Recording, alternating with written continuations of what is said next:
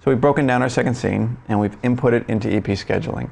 And now we're going to do something a little bit different. We're going to assign a board ID to each of the characters with a speaking part. And what do I mean by a board ID? It's just a number.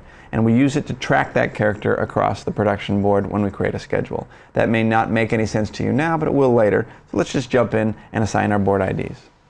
So I finished off this breakdown sheet and I'm going to add another one. And I wanted you to watch me do that. So another breakdown sheet, I added it up here. It's scene number 3. Interior. Teeny bake bar. And the great thing is now I can just hit the T and I've already got it. It's still night.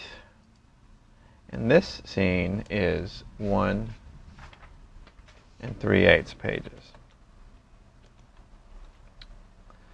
And then to the synopsis, Sully and Hannah scan from a dark corner.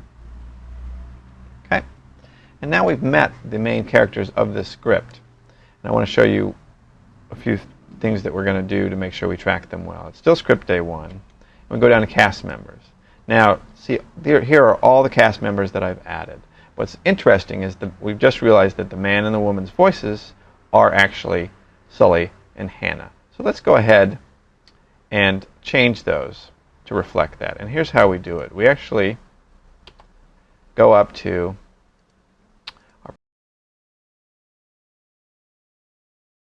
and we're going to do a couple of things. Now here's all the categories over here on the side, and we're looking for cast members, obviously.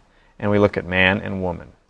So we double click it, and Sully is the man. We're also going to assign a board ID. Board ID is the character number that we're going to track our characters on the board with. So and we're going to lock that ID so no one else can have it. Now I'm going to click. There he is.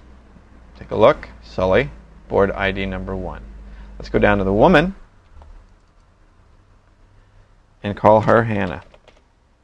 She's going to be board ID number 2. Okay. Again, click OK. Let it sort.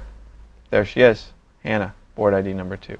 Now I'm going to go through and assign the rest of these board IDs just in order of appearance, but now that I've got my 2 main characters set and ready to go, I can now add everybody as 3, 4, 5, and 6, and so on and so forth. I'll start doing that. You do it too. I'll see you when you get back.